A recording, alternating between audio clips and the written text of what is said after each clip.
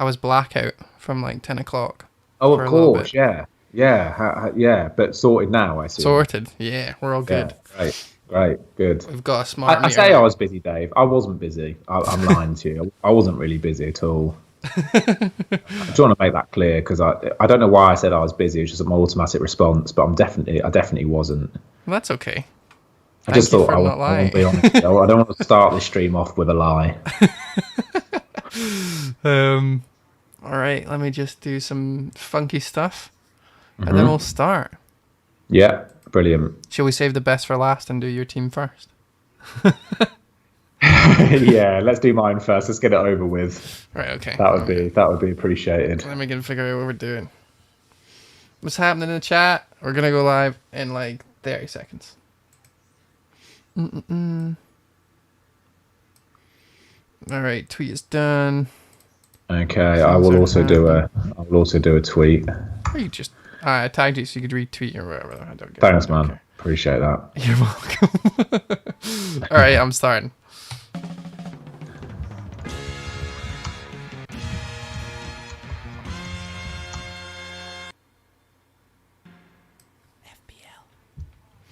What is happening, guys? Welcome to probably the worst game week of all time.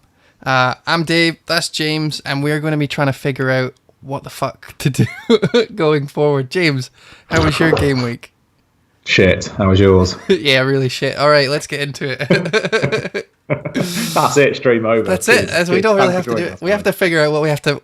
We have to move on. We have to continue this for another 35 game weeks. Yeah, these are the days where it's really hard to like turn up on the podcast and turn up on the streams.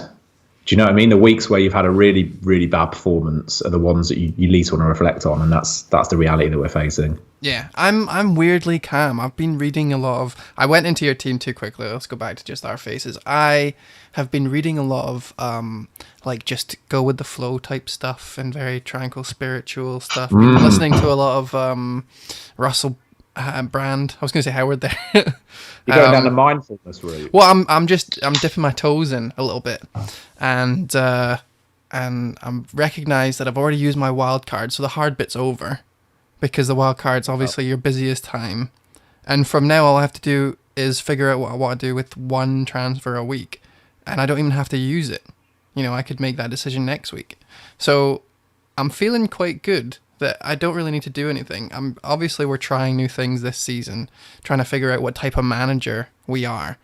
That's exactly the reason why I did the 8 Simple Rules series, because I wanted to talk to other people that do really well and find out where I fit in, because I haven't been doing this for very long. If I asked you what type of manager you were, if you're in the chat or you're listening at home or whatever you're doing, wherever you're listening from, thank you for being here, by the way, if you are here while we are live. James, what kind of manager are you? Are you emotional, conservative? Are you the upside manager? Are you a bit of everything? I think I'm a reluctant manager. I'm a manager against my will. Who is stopping you from just not playing FPL? Well, you know what? I think myself, my peers. I think here's the thing, Dave, and I agree. I want to piggyback on your mindfulness point there. You know, here's a revelation for you. We don't actually have to play FPL at all. No, I know. It's a crazy thought. That's been my thought. My train of thought this week is actually not only do I not have to make a transfer this weekend, I actually don't have to log into my account ever again. Yeah. So I'm a reluctant manager at this point in time. You asked me last week, Dave, I would have been on top of the world. Well, you were doing well last week. Yeah, well, that's the thing. So I would say that you're quite an emotional manager then, because you do get annoyed. As soon as Bruno Fernandes got those points at the end, you were berating Holly in the group chat, which I laughed at. But I hope Holly's watching this. Because I need to make an important point here. Holly, great manager, great girl. You know, but one of our close friends. I think that's fair to say. But my word, when she does well at FPL, you know about it. You know about it. What? You know what I mean? If I have a good week, I keep it stum. Holly has a good week, you know about it. She's in the group chat. She's giving it large. People are going to believe Fair play to her. Fair play to her. But, with the whole Bruno Fernandes thing, I pointed out, I was frustrated, I was emotional. You're exactly right, Dale, emotional. I think I might have used the C word to describe Bruno Fernandes. I said he was a lucky Copeland. And Holly, she comes in, she's all smug, she's got Bruno. She said, this is why you've got to have him. This is why he's essential. I'm like, come on, Holly. You weren't saying this last week, were you? Mate, I'm going to read it out, okay? So on Saturday, the first thing at 14:35, so just as it happened, I think, or just after, you wrote "bloody Bruno, undeserving bastard." Oh, okay, I didn't use the C word. I did in person. I think Izzy must have got this. And then Holly said, "That's why you've got to have him." That was it. But this is what we're talking about. We're talking about how you can try and be a manager that you're not, if you can change. And for you, you're just like an emotional wreck sometimes, and then other times you're like, I'm on top of the world, despite being on Titanic at sea level, which is legitimately the lowest top of the world you can be. But despite the annoying phrases that we use to get by in life, you sometimes have a shit game week and you really let it know and it affect you for maybe even only an hour, and then you're fine. Or do you let it affect you for the rest of the week? It's a great point. I think actually, I mean, this weekend, I had a great weekend on a personal level. I had a lovely weekend, right? And so on those weekends, FPL shouldn't affect you. You should be able to just be like, you know what, life is good. I can't complain. And yet, my team's doing badly. Kevin De Bruyne blanks. And it does, it permeates your mood a little bit, Dave. So I tried to shrug it off. I think I did an okay job. But it affects me an annoying amount. You look at Ben Dinnery, does not give a fuck. Nah. My dad couldn't care less. He has a bad game week, whatever. It's fantasy. It's fantasy football, James. It's fantasy football. I mean, I just can't see it through those lenses. I think if you care about something, it's okay to be annoyed about it. But at the same time, I'm trying not to let things affect me so much that I want to start changing stuff. Like this rage transfer stuff that I've seen a lot happening. People making moves that they shouldn't have done, but they felt like they just had to get rid of a player that done badly, etc., etc. I'm trying to move into a more... I was going to say... I want to be one of those managers that don't do anything until, Saturday morning, Friday night. Yeah. And then move on, one transfer or not, never taking hits unless they're absolutely necessary, potentially a mini wildcard, that type of thing. A conservative manager. But at the same time, I know in my heart I'm a sucker for a punt. I'm a sucker for, I see him and no one else sees him and I'm getting him and it's going to be amazing. Like, bringing in Traore. I know he's highly owned from the masses, but I'm talking about, me and you. No one's really thinking about Traore. People who are watching this, there was Podence all over the place, and I brought Traore in anyway. And it made me feel so good when Podence wasn't in the squad and Traore was playing in that position. We know and love him to play, yet he hasn't been playing that all season. So to predict that he was going to move up because, they bought a new right back and I thought he was going to play right away because they did it with Marcel, all that stuff that you talk about. Yeah. It just all came to fruition. You're rubbing your hands together. You're rubbing your hands together and the lineups are dropped, So that's what I love about this game. That's what, turns me on, James. But the problem is that as soon as he doesn't get points, it doesn't matter anyway. This game kicks you when you're up and it kicks you when you're down. And how do we move on? So do we just continue what we're doing? Do we try and look to do a new thing? How about we look at the team? I mean, I do think it's important to say before we look at my terrible team, I have a bad week. It does affect my mood a little bit, but in a kind of a jovial way. Like I'm not going to have a bad day because I had a bad FPL day. Yeah. I do find this growing trend in the FPL community of writing extensive essays about how to manage the psychological ramifications of a bad game week a bit lame. I'm a bit, for me, there is an element of if you're having to read an article about how to manage your psychological disposition because you've had a bad game week, you're probably a little bit too deep. Completely agree. However, I think that it really does affect my FPL life. And that's my problem. Yeah. That's my problem. Absolutely. Understandably, yeah. But that's one thing. But I'm saying that shouldn't necessarily have ramifications on your your relationships and your career and whatever else. So yes, if you're enjoying the chat, please subscribe to the channel. Yes, let's caveat this chat with if it's actually affecting you and you realize that you're shouting at your mum or whatever, or you're neglecting your dog, then yeah, just delete your account. Like don't look at it for Exactly. a couple of months. Let yourself breathe. But if you're like us and you're fine most of the time, but then you come to your decision making and you realize that your decision making is based on a bad game week, then this is what we're chatting about. So having a wild card and then having one of the worst game weeks ever is really interesting and puts a lot of my decision making into the spotlight. And actually, when I looked back at my team, which we'll look at in a second, I don't dislike any of my decisions. So therefore, I was not unhappy at all with anything that happened in FPL. Sure, I would have liked more points, but I didn't go for someone over someone and then, disappointed when that one did well and that one didn't, or anything like that. So I want to get into that for the first half of, well, I guess we're already 15 minutes in. For the next 15 minutes, I want to talk about our decision making so far. And then the last half, we'll do a little bit of what to do with our assets that we're not quite enjoying. So let's look at your team. Cool. Yeah, please. All right. So you've got 34 points, right? 34? I did. Yeah. Same as Aqualacqua in the chat, I see. Liam Healy got 35. Congrats, Liam. Massive score. I would have taken 35 any day of the week. 34, alas. Yeah, I kind of echo your point, really, Dave.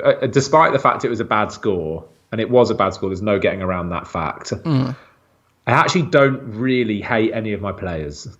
Yeah. No, I'll throw that out there right now. I don't really hate any of my players. I feel like it was one of those game weeks. It was one of those game weeks where my players got a little bit unlucky. Greenwood had a goal disallowed. He had an assist disallowed as well. Song got injured at half time after hitting both woodworks. It was one of those game weeks. Yeah. You have them now and again. It's fine. Walker Peters kept a clean sheet. Lamptey came off the bench. It could have been worse. 100%. So what in this team, if you're looking at a team and you're thinking, right, I had a shit game week, everyone had a shit game week, we can rule out that shit game week, because I'm assuming that's what you've done in your head, like the same as me. Of course. Yeah. But how do we let it affect us going forward? Should we look into this game week? Should we just write off the entire thing? What decisions are you looking at making from here on out? Well, I think sorry, go.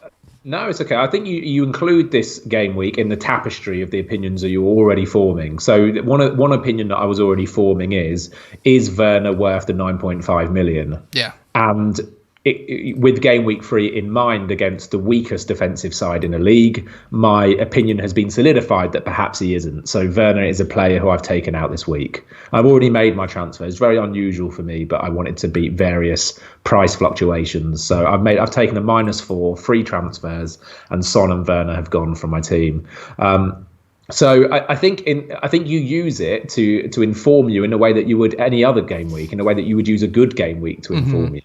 In the same way that I had a great game week in game week 2, but my opinion about Werner was still forming, Yeah. So yeah, equally, Greenwood only scored 2 points, but he has solidified himself in my side because I watched that game and he was great. He scored a goal, he got an assist. Yes, they're both disallowed, but he looked really, really good.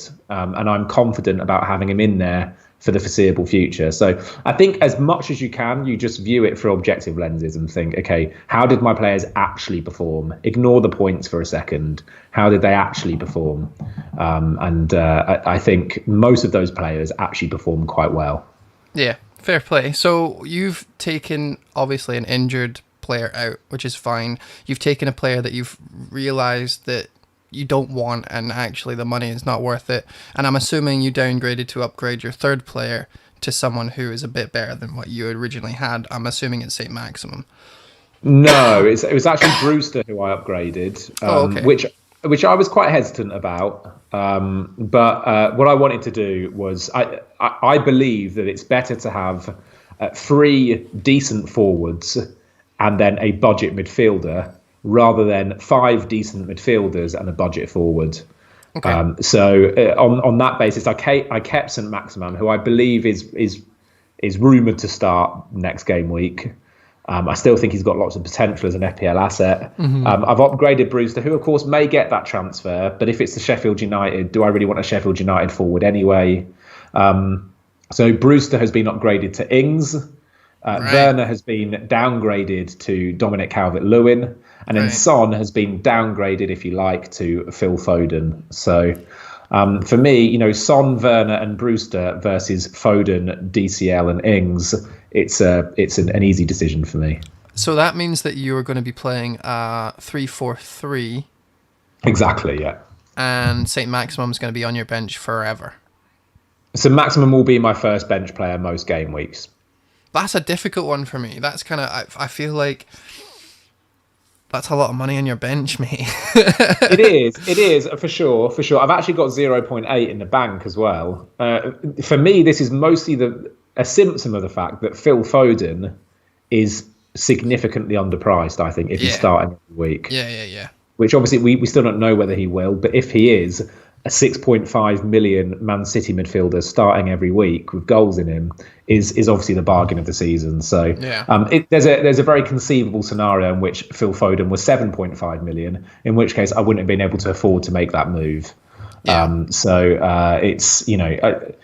although it looks like there's money on the bench and I've got too much money floating about, in reality, I think my team is good value for money still. Well, I think that you're kind of where I would have liked to been when making the decision to wildcard or not. So you have kind of turned your team into what a lot of people want. You're making your moves to a lot where kind of the template's going, whereas I was able to already make the template a game week or maybe 2 game weeks before you, because there's still a little bit that you probably want to achieve with your team. My problem with the template now is that we've just realized what happens when you go completely template, and all the big teams that you kind of shout about, Wolves, City, I'm going to put Man United in there, even though Bruno did well. And who was the last one that didn't do good? Chelsea. And your game week suddenly looks horrible.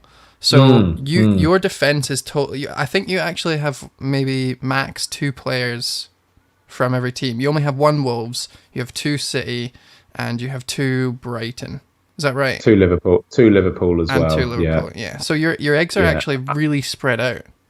They are, yeah. And I to be honest with you, that's a quite a conscious decision on my part. I think, when we talk about the template at the moment, we're talking in very loose terms. In reality, there is no template in game week 3. There can't be.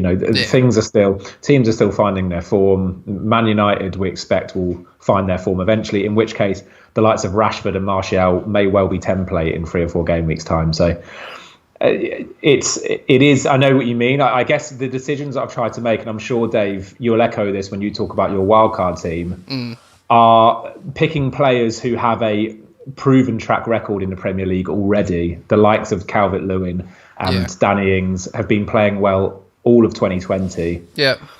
Picking those, it's the whole class is permanent argument, isn't it? Form is temporary, class is permanent. So making sure, and actually Mitrovic as well, he's a new arrival, but he's proven himself in the Premier League before. So trying to focus on players like that, and actually Werner is not one of those players, as much as there's lots of hype around him. 9.5 million unproven asset in the Premier League.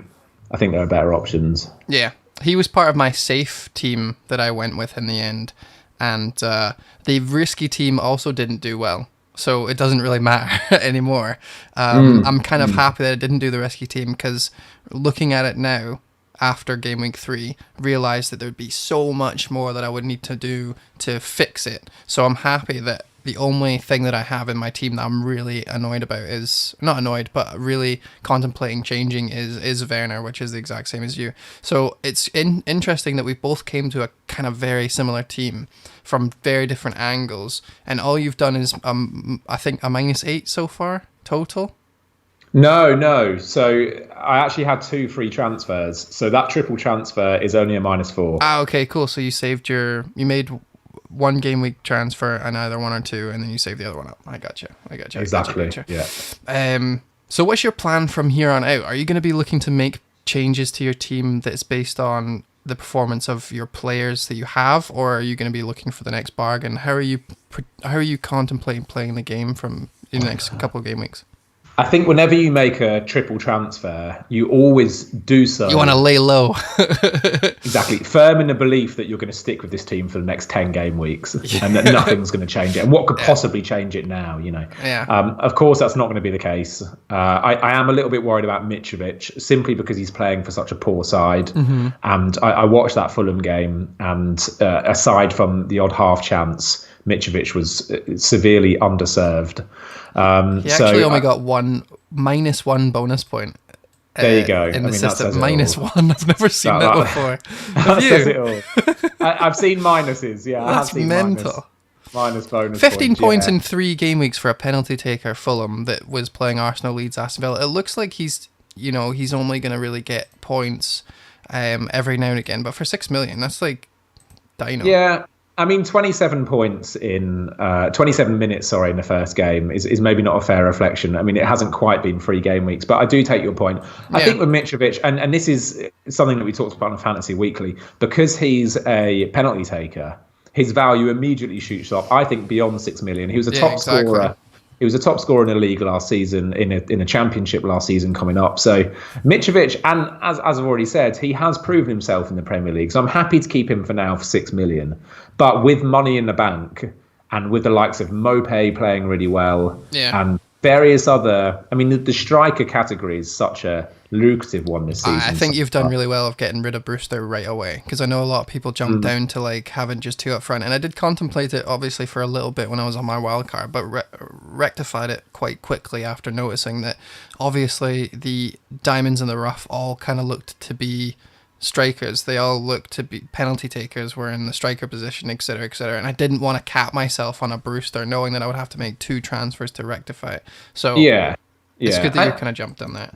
And I mean, look at Ben Dinnery. I mean, he's got Kane, Richarlison, and Ings up front, I believe, and I think they've accounted for like 80% of his points. I know.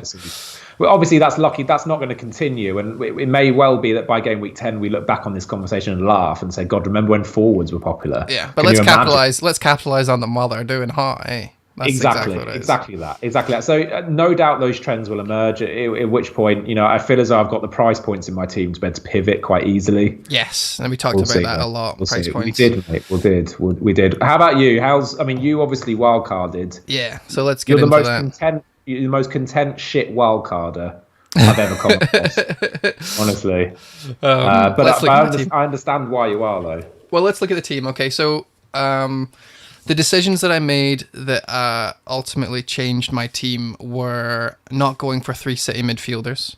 I had Mahrez in there instead of Traore for a little bit, which meant I downgraded Werner to a 6 million striker. I think it was just keeping Mitrovic or trying to find that 0.5 for Mopai. James was a last minute change because I didn't want a Wolves defender. I just decided I didn't want one because I was looking at the stats. I went back to watch the games and I was recognizing that although Wolves had a very stoic defense last season, it looked like they were trying to rectify how little attacking they were post lockdown. So I made a decision that I was going to go with a attacking fullback that might get points alongside a team that has a new keeper, has a new centre back that might try and rectify their bad defense. So I was going for a Wolves attacking threat that looked to try to capitalize on how good their attackers are and increase their attacking threat. And I went with James from a team who was looking to rectify defensive problems. And it didn't matter because none of them did anything. But it's interesting that because although I do have James in there and instead of Sace or whoever, I'm happy with that decision. Wolves didn't look great. I don't really want a piece of their defense until they sort it out. And if you watch the game that Chelsea had, James looked amazing. He was freaking so best good. Player, one of the best players on the pitch. 100%. And I don't think you'd be able to take him out. I know there was a little bit of Will Asbel play there, especially with Chilwell coming in, blah, blah, blah, blah, blah.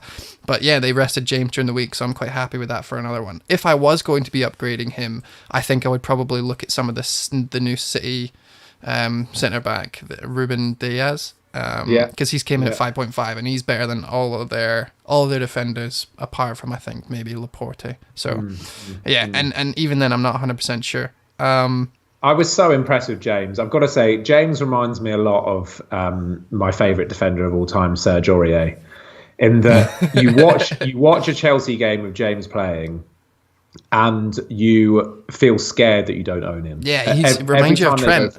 Yeah. Or Serge Aurier. Every time they surge forward, you think to yourself, God, I wish I owned this guy. I wish I owned this guy.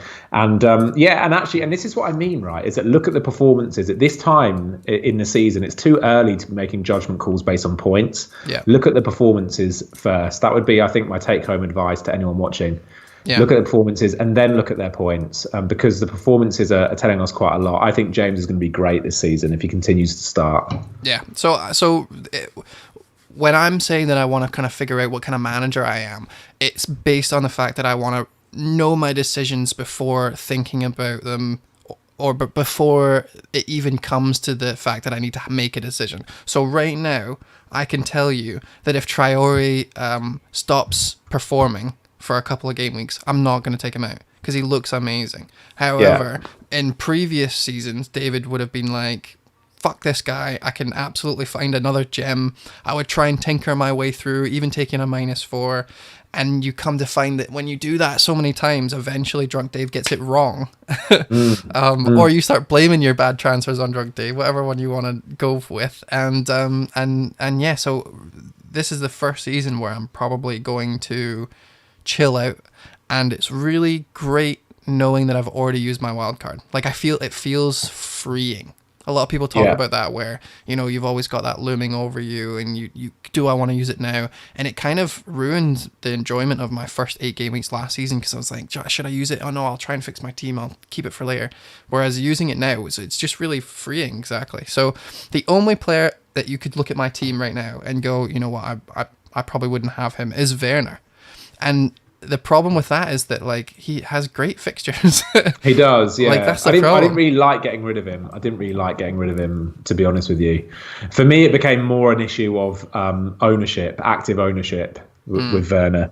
In that, I feel now as though the pendulum has swung to the extent where not owning Calvert-Lewin is more detrimental to me than not owning Werner. If both of them score a hat-trick next week, which one is going to affect my overall rank more? Yeah, I think for the managers that are going to be active all season, they own Calvert-Lewin. They probably don't own Werner anymore. So it was on that basis. But actually, if I was a betting man, I'd probably put a $5 on Werner to score next match. I don't think it's out of the question whatsoever. I really just want him to start as striker, because I feel like their play is all through the centre a little bit, especially with the quality they have, whereas the wings, it seems like they're very much kind of useless out there. I don't know what it is with Chelsea. Their wingers don't seem the greatest. Pulisic had a good time there, to be fair to him. Back in the day, that's what I'm talking about. Like, their wingers of today, the last 3 game weeks, have looked really bad. Last 3 game weeks. Yeah, so I want Pulisic to come, and more than just come, I want him to play football. I want also Ziyech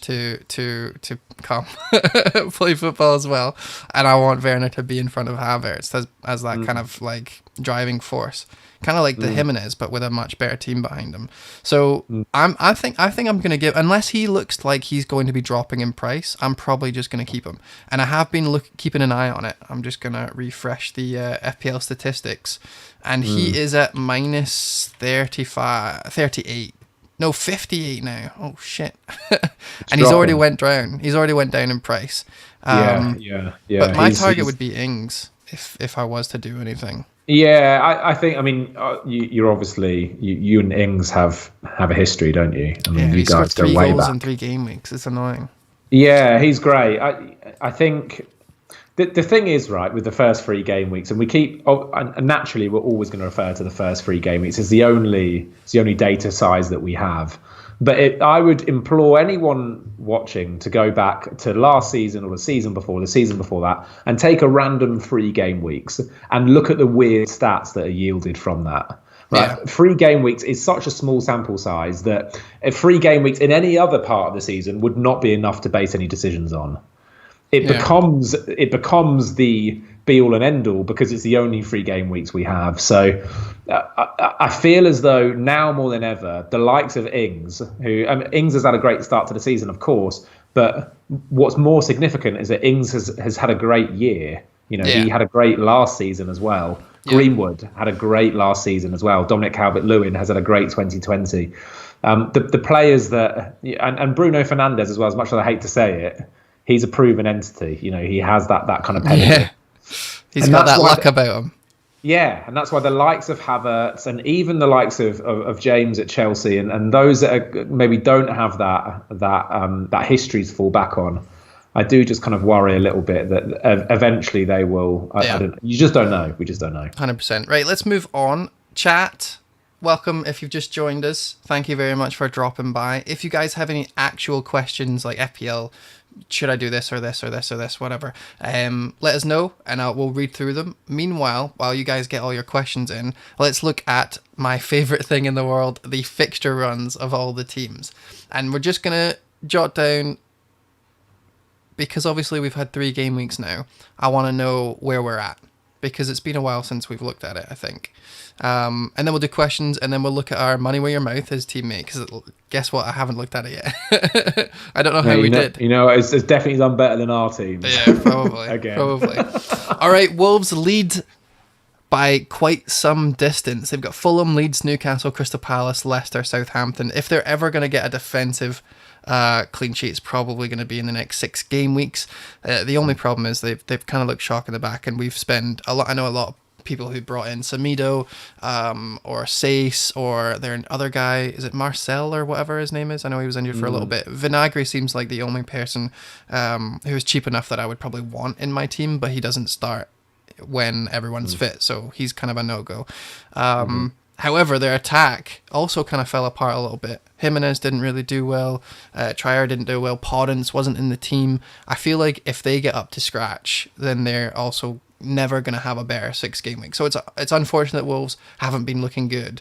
But yeah, they're a keep, right? Easy peasy.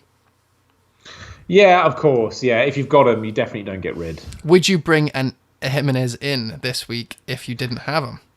I think.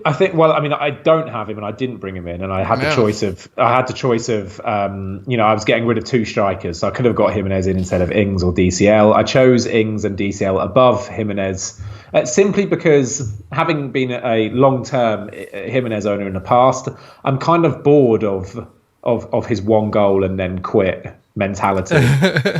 6 or 7 points is fine, but Jimenez is at a price bracket now where that was fine when he was 5.56 million. Now that he's between 8 and 9, I feel as though you need braces. You need at least the opportunity for something more than a single return each game. So the likes of Ings and DCL, I thought, were a little bit more likely to bring that, particularly given that they've already done. Both of them have scored double digits, I believe, already this season. Yeah, fair play, absolutely fine. So, do you have any Wolves attackers at all? No. I've got Sace. Hoping for a centre back corner.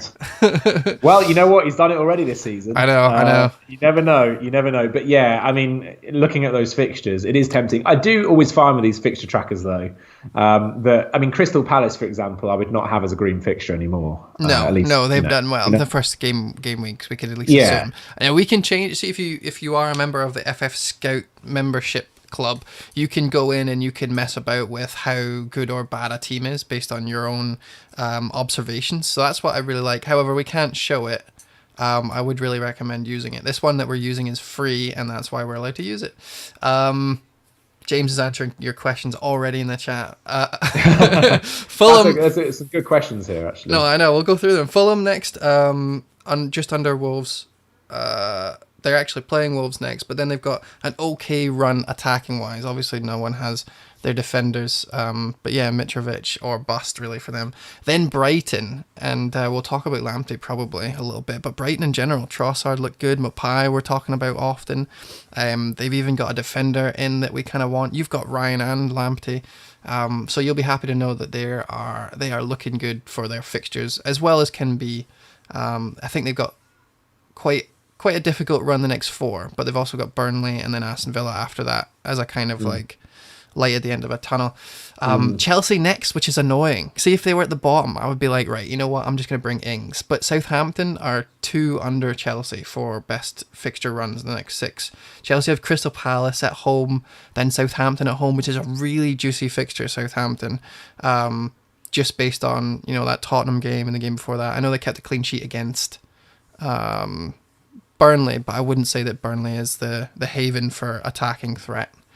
Man United, I feel like there's not a better time to play Man United these days, especially with their woes at the back. Then Burnley, it was never a hard game, never an easy game. I feel like that just can go either way. Sheffield United, then Newcastle. So Chelsea actually have a really good run as well, annoyingly. But Werner's not going to stay at 9.4 for another week, I don't think. So either I keep him until Saturday, he bangs, people want him in again, and then I'm okay for the international break. If not, I'm going to have to take him out because I cannot lose 0.2 on him. It's just too much. Too much. Yeah. And then we've got Burnley, Southampton, Crystal Palace, Man United. Are you looking at anyone in your, I guess, your watch list that has great fixtures, or do you care about that at all? Like, I know you were talking about Vardy for a little bit on the Fantasy Weekly. Yeah, this is a really hard question, actually. I mean, this is basically the foundational question about FPL, isn't it? Is it, do you go for fixtures or go for form? I know you, in the past, have been a fixtures man, Dave, and that's served you pretty well. My opinion on this is that fixtures are incredibly important, but that at this particular point in time, we don't know enough to be able to use fixtures as a reliable metric. Prior to game week 3, Wolves would have been seen as a difficult fixture, and then West Ham went and beat them 4-0.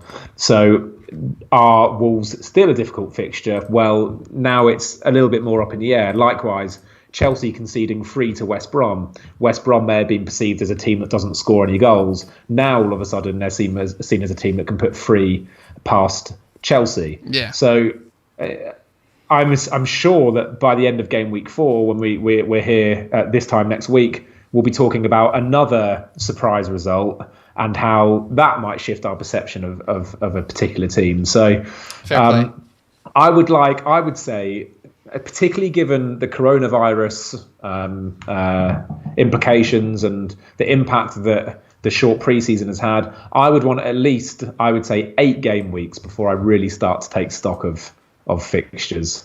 Fair play. All right. That's a good answer. Yeah, I mean, well if Man City can concede 5 at the Etihad, then anything can happen. Oh, don't get me started. What a shit show that was. Amazing. Right, let's answer some questions. Let's go back up. Sean Harden says Werner dropped in price last week. Yeah, I think it was just after my wildcard that he dropped in price. I think it was the day that he blanked. Because I didn't get him at 9.4 and I really wanted him at 9.4 because it would have made the wildcard a little bit easier. But yeah, he potentially might do it again. AWB over Soulman. Is it Coleman instead? Yeah, it was. Soulman. Everton. Wan-Bissaka to Coleman. What do you think about Coleman? The long lost ancient artifact that's still at Everton after all these. I mean, I think did we bring Soulman into our? No, we were going to, and then you changed it to Walker at the last minute. That cost you a fiver, mate. That cost you a fiver. Yeah, a fiver, and probably about 5 points as well. I know, Coleman did really well. So there you go. Yeah. Well, again, too early to say for me. What I would say is that Everton haven't done enough defensively to make me think Coleman would be worth it. Man United kept more clean sheets last season than any team in the top 5 leagues. Can you believe that as a stat? Oof. So say what you will about AWB, but I think they've still got it in them. It's pretty much exactly the same defence as it was last season. Yeah. I think they'll find a defensive form in time. Yeah, 100%. I think the problem that people have is that he didn't play Game Week 1 and then Game Week 2, obviously, they shot the bread against Brighton. But give them time. They've got Tottenham next, but then, Newcastle's on okay fixture. I feel like the harder the opponent, the closer Man United are at getting a clean sheet. I think Tottenham's going to be a really tight game. Chelsea coming up, then Arsenal. They actually don't have the best fixtures up next. And I know Everton are kind of like the flavour of the month. So I don't mind that that transfer. I think the only problem with it is that like it's kind of sidewaysy. I don't know if I would waste a transfer on that. I think both defenses are probably similar quality, similar chances of getting a clean sheet, and also the players themselves are a little bit similar in their attacking threat. It's a luxury maybe transfer, a little bit better. Yeah, it? exactly. That is a luxury transfer. If you can do that, then fair play to you. But fucking hell, I've got bigger fights or something. I'm lethal. How's it going, buddy? Favorite defender at any price? James, you said Lamptey. You took the answer right out of my scrotum. What's going on? You were going to go for that? 100%. Lamptey looks amazing. Yeah, he does. I mean, there's no other way to put it. I don't think he's was unfortunate to miss the clean sheet against. I can't remember who it was now, but in game week 2, could have had a clean sheet, but was subbed off at 58 minutes. Still got an assist that game. Won a penalty in game week 3 as well. Always looks like man of the match. I don't know how else to put it. He just looks phenomenal every time he plays, and he comes off the back of. What was a pretty good post-hiatus spell as well. Yeah. So he kind of has some. He isn't like flavour of the month. I feel like he's actually a quality player. 3 assists, 3 game weeks. It's exactly hard not to crack. What more can you ask for? And actually, I feel like Brighton have got some clean sheets in them this season as well. Yeah, 100%. They're using him as their width. That's what you want. The kind of James, the Trents, Lamptey. It's very difficult to find a player like that at 4.5 million. So you get him and you keep him, and he's good for the rest of the season unless injury. I'll tell you though, there is one player in defence that has 4 attacking returns in 3 game weeks. Do you know who it is? We're talking about Castagna. It is Castagna, yes. A goal and a clean sheet game week 1, 2 assists game week 2, and then a assist against Man City. I think he was penalised in the box. Oh no! It was that amazing Cruyff flick. Yes, yeah. So he was just very lucky that Vardy had a fucking belter in his locker. But yeah, he's another one. I think he's probably my second favourite. The problem with him though is I think he's went up price like 2 times now, so he's 5.7. I think so. Yeah. I think he is. So he's certainly 5.6 because I checked him yesterday and he was 5.6. Yeah. So 1.1 more than Lamptey. Obviously, you're going to get more for your money there. But one thing I'll say about Leicester, and you know, if it's a difference of 1.1 million and you have relatively similar attacking returns, really what you're looking at is a clean sheet potential. Yeah. I don't think Leicester have demonstrated that any more than Brighton so far. In fact, Brighton have kept a clean sheet, Leicester haven't. So yeah, exactly. West Brom didn't score against them. Oh, have they kept a clean sheet? Yeah, they did. Oh, was it game week 1? Yeah. Oh, God, well, that was ages ago. West Ham next, Aston Villa next, both at home. I think there's probably 1 clean sheet in there and 1 more attacking return for Castagna, but he's just a bit more expensive. Right, next, let's have a look. KDB, do you guys think that he's a good captain choice given Jimenez against Fulham and Salah against Villa? Okay, first of all, I'm not captaining anyone that isn't a expensive player first and foremost. The point really is, I'll never do. I don't captain defenders. I don't captain players who are under 10 million, and the simple fact is that to be worth the value you need to be captaining them often. And if I'm going for Jimenez, who by the way doesn't have a high ceiling at all, like from our history of watching Wolves, Jimenez has scored maybe 3 braces in the last 2 years or something. That's probably completely wrong, but you get what I'm saying. You would need to go and check to tell me that I'm wrong, right? Like you wouldn't put it past him not to score a lot. He's got a very low ceiling, whereas Salah's got a high ceiling, Kevin De Bruyne's got a high ceiling. So I would definitely pick one of them. My decision making on captaincies this week is really simple. I pick and I talked about it on Fantasy Weekly. Every game week for the next 35 game weeks, I'm going to pick my captain based on not the best team that they're playing, but the best defense. So Leeds are the best defense to play against because Leeds are so attacking, they leave a lot of vulnerability at the back, whereas Aston Villa have shown that they're actually quite competent at the back for the first couple of game weeks, as well as you can be competent going in to a season after a relegation battle. Like I'm I think Liverpool are going to score probably 2 or 3, but I think City could score more. So I agree, and I think you've hit the nail on the head there. Look at the defence, not the team, and look at the mentality. You know, Villa to me seem like the kind of team that would would host Liverpool and feel quite content taking home a point there. Of course you would against Liverpool. I feel as though Liverpool, given their attacking outlets, they have a couple of useful outlets there in Jack Grealish, and I quite like the look of their forward as well. I can't remember his name, but the guy that's come up from the Championship looks pretty good as well, pretty lively. But generally speaking, they're going to have 9-10 men behind the ball most of the time. I feel as though Leeds are a little bit more stubborn than that. The same way that Norwich were last season, in that you kind of knew that Norwich were one of those. We don't mind conceding 6 goals, but we want to give this game a go. And I feel as though Leeds embody that a little bit more. Awesome. Next, Podence to Foden. James, you've just went for Foden over a Wolves attacker. Would you do it if you had Podence and you had the money? I'm not sure that I'd get rid of Podence at the moment. I feel as though he's a player maybe you would have got rid of prior to game week 3, given the rotation fears. But assuming that he will start next week, and I think, again, it seems likely that he will. Yeah. I think it will benefit him that his team lost 4-0 during his absence as well.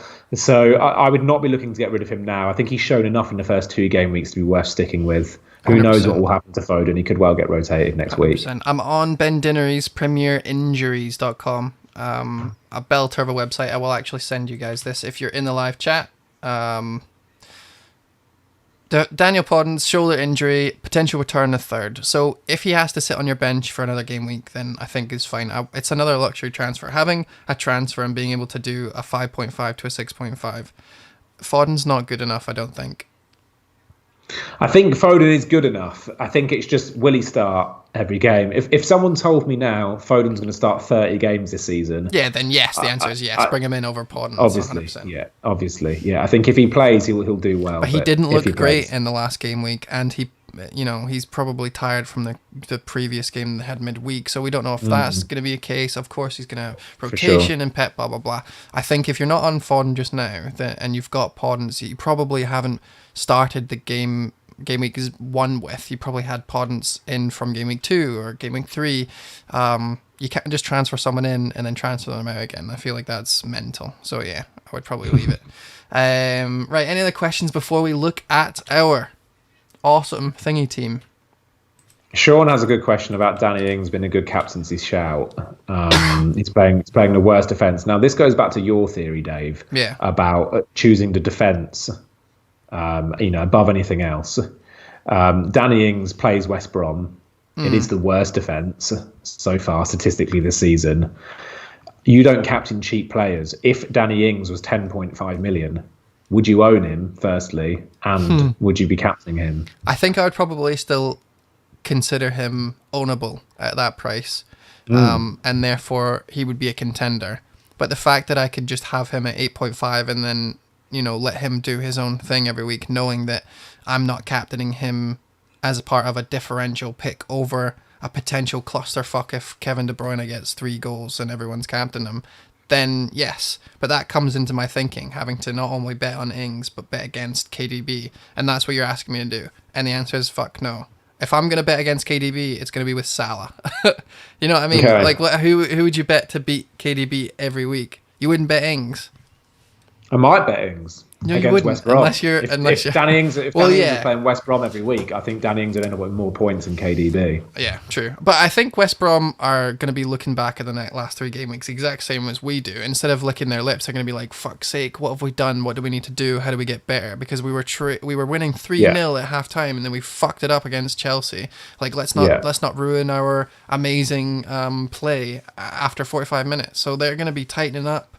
They're going to be probably doing a bit more this week than last week, especially considering they're playing Southampton, not Chelsea. I like it as a fixture, of course. Like, I want to bring Ings in. He's my top target over Werner. But to captain a player, I would really need assurances that their high ceiling is there historically. And Ings, although he might be able to get a brace, I feel like he's probably playing a team that are going to be a bit less attacking, and looking at this fixture thinking that they might be able to nick it 1-0 or 2-0 or whatever, right? Whereas Leeds, playing Kevin De Bruyne, are going to be like, we are not going to beat City unless we attack them. They're going to score against us, so we just need to score more goals. And that is a belter of a captaincy reason. It's the reason why I went for Salah game week 1, and I'm just going to keep doing that as long as a premium player attacks is playing Leeds. That's it. Easy peasy. Yeah. Fair enough. I like it. Is Sheffield the same defence without Henderson? It looks like Ramsdale is doing nothing wrong, and Sheffield United's defence is just declining anyway. James, you brought up this when we were talking about last time, that it was unlikely that Sheffield were going to keep the numbers that they did last season anyway. But yeah, what are do you even have them in your sights and your radar? No, not at all. I think they're relegation candidates at the moment. I think I looked at the bookies today, and they were the 4 favourites to go down, I believe, if memory serves me correctly. So they are. I mean, it's a worrying start for them. I still think they've got the capacity to turn it around. I would just say though that it's easy to look at the chances that Ramsdale stops and doesn't stop and say, well, Dean Henderson wouldn't have done anything different.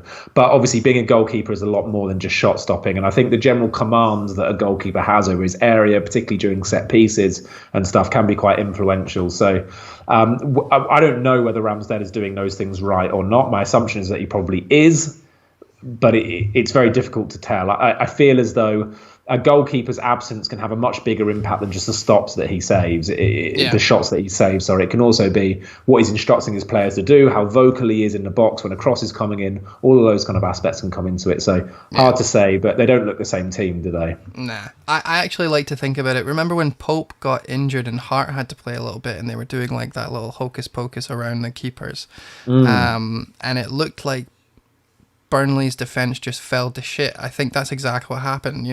There's 2 types of goalkeepers. There's sweepers, and then there's just shot stoppers. And I think that unfortunately, in this case, Henderson might have been doing a little bit more other than just shot stopping. But at the same time, in the first couple games, Ramsdale hadn't done anything wrong, and they still kind of fucked it up a little bit. So yeah, I think I was happy enough to get rid of him on my wild card.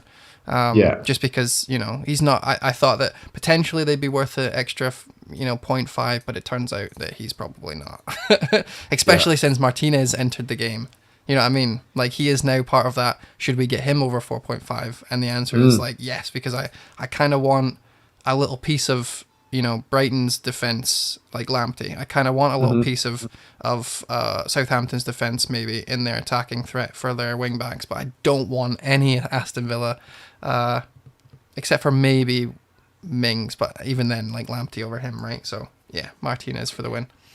Yeah. That's it for the questions just now. I can't see any Trossard. All about stuff. Polly's has shouted Trossard, who I think is great. I've already responded. Most unlucky 2-pointer I've ever seen. Hit the woodwork thrice. Dave came away with nothing, but great player. Oh no, hilarious! I thought it was great. I thought it was I love when players look to be good and punts, and people take them as punts, and then they fail. It just makes me feel good because I didn't go for them. But I think if Podence turns out that, you know what, I'm 3 weeks out from actually returning, and then you can't afford Foden, then yeah, Trossard's. I like that he's only 6 million. That makes me feel good. DCL just scored in the Carabao Cup. That's interesting. It's Raw. Thanks for. Something else to consider, Raheem Sterling has started and scored. Phil Foden on the bench. Kevin De Bruyne has also started that game as well. So interesting. Bodes well for Foden owners, I think. Yeah, 100%. That's actually more reason to bring him in this week for you. Right. Let's go see our firing blanks. Money where your mouth is team. And then I'll let you know where we are in the runnings for next week for that. Guess how many points we scored, James, before we go on. Oh, God knows. 36. Right, so you scored 35, I scored 37. I scored 34. 34, oh, my bad, sorry. 34, okay, I scored 37.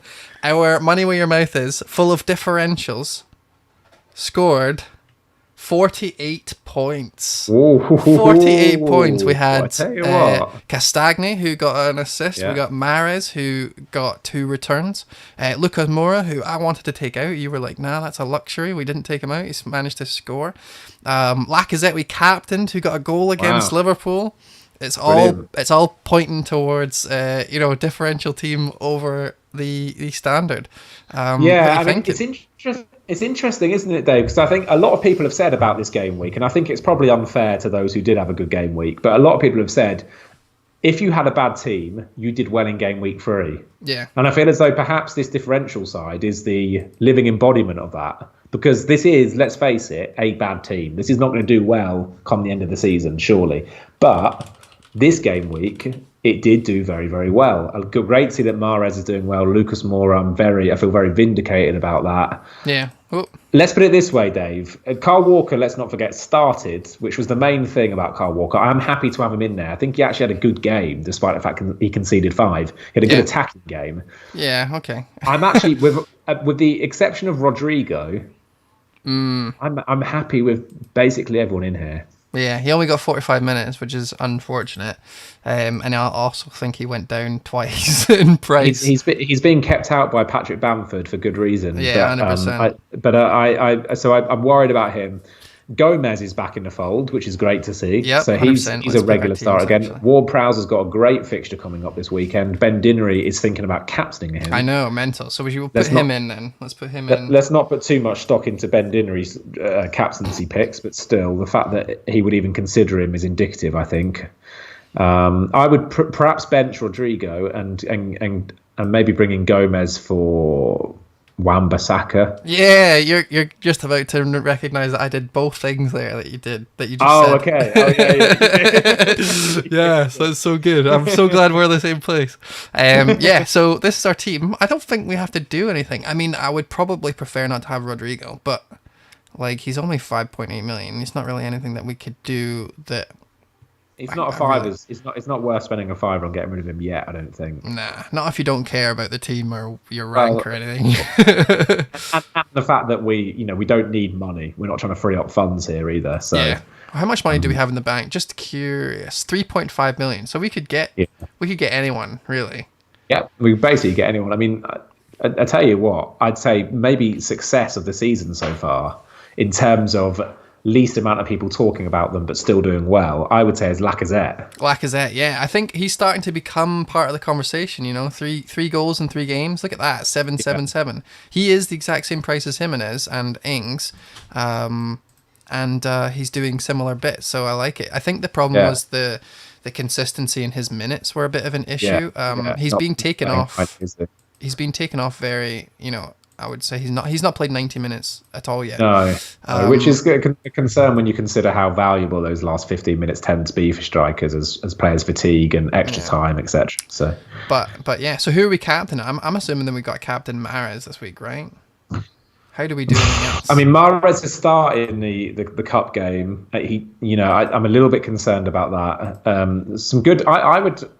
I'd be tempted to keep it on Lacazette. Do you want to put it on Ward-Prowse just based on the like when are we going to get another opportunity? Shall we? Yeah, let's fucking put it on Ward-Prowse. So if anyone hasn't listened, if anyone didn't listen to Fantasy Weekly, Ben, for whatever reason, when we came to the captaincy discussion, was like, "Yeah, I'm definitely putting on Ward-Prowse," and we're like, "Why?" He's like, "Oh, West Brom, innit? And he's been doing shit. So there's nothing like a good kick up the arse for doing shit for 3 game weeks to get you going. So yeah, Ward-Prowse." And we just laughed at him. But yeah, so do you want to just do it? I think that's quite funny. Yeah, no, I think, you know what? Let's do it for Din. You know what also I'm going to do for next week, because I don't remember the code, is I'm going to join the Beat the Din with this team, just to see if our Money Where Your Mouth Is team beats Dinnery. But for now, I'm going to... Let's put Mahrez as vice captain, just for fun. Yeah, I like that. What's our overall rank at the moment, Dave? Overall rank is 2 millionth-ish. 2 millionth-ish. Okay. But that's, without Salah. I think if we had Salah and captained him game week 1, we would have infinitely more points. I think we'd be about the millionth mark, which is roughly where I am right now, and you are right now. Oh, no, wait, you're probably a little bit higher than that. It's still in the top. It's still in the top 33%. Yeah, I like that. I want to beat 2/3 of this game. That'd be great. I think if we manage to finish in the top million, come the end of the season, obviously a lot of players will go inactive. So if we can stay active with this team, what an achievement that would be, Dave. Yep. And I've just joined the Firing Blanks League with this team. If you guys want to join, it's TM3AUE. I'm going to be keeping it open for quite a while just so we can get stragglers and stuff in, like our own team. And we'll see where we are. Congratulations to Tim Lee, James Tucker, Peter Scullion, Darth Hall. By the way, my favorite name his name is the Fan Team Menace, and his by Darth Hall. I think that's great. Can't argue with that. And Sheldon Payne, top 5, all over 200 points already. Game week 3. Wow. Wow. I don't see you. Oh yeah, you're 12th, mate. That's not bad. I can't be far That's behind. okay. It's okay. Yeah. Anyone over 200 at the moment is really smashing it. I also appreciate the Orgazoids as well in third place, just as that Peep Show reference there. Always good to see. I'm going through Peep Show again at the moment, so it's really fresh in the mind. Yeah. Every 6 months I go through. I'm 21st. And you're 12th, and just to have a quick look, I'm pretty sure this is. Oh no way! Darth Hall's in the chat. He said, "Ventura, you're Darth Hall, mate." It's good to connect people. Just I was gonna say, make your name what your name is, but then we wouldn't have had your great name. So yeah, whatever. Yeah. Congratulations. I'm gonna look at the Fantasy Weekly panel just to finish off because I think someone asked earlier on. James, you are 10 points ahead of me. I am 10 points ahead of Ben Dinnery, and Holly's 1 point ahead of Ben Dinnery. This is probably the only time it's going to be this close. It probably will be. Yeah, it's great. It's great to see. No one's got off to a really terrible start. Equally, no one's gotten off to an exceptional start. So we're all kind of in that middle pack. I mean, it's game week 3. I dropped 400,000 places this game week, and who knows what will happen next game week. I think I did a similar drop, but anyway. Yeah, did you tell us who you were captaining? I forget before we go. I'm going to be captaining Kevin De Bruyne. With my vice captain not on Ings. Kevin De Bruyne starting today is not great. I don't love that, but I just feel as though Kevin De Bruyne of Guardiola's men is probably the least restable. Yeah, no, he's going to be playing every game. I think Man City have realised that they don't win without him, so hopefully that bodes well. I'm going to try and see. Hopefully he comes off. 49th minute. Sterling scored. Yeah, I'm going to be captain Kevin De Bruyne as well. I'm going to put the vice captain on Salah because the last time I fucked about my vice captain, Kevin De Bruyne got 1,000,000 points and Sterling got nothing, and my vice captain was on someone stupid. So I'm not doing that again. If you have Sterling, I'd probably captain him over Kevin De Bruyne just because of the old away stats versus home. But yeah, that's everything, mate. Any last words before we go? No, good luck for game week 4, everyone. Let's pray it's better than game week 3. If it's not, then there's a good chance I won't be on next week's stream. And I will, because I'm not an emotional manager. Great circle. Thanks everyone for watching, and we'll see you next time. Fire and Blanks, episode 2. Fucking yes. Bye. Bye. Bye.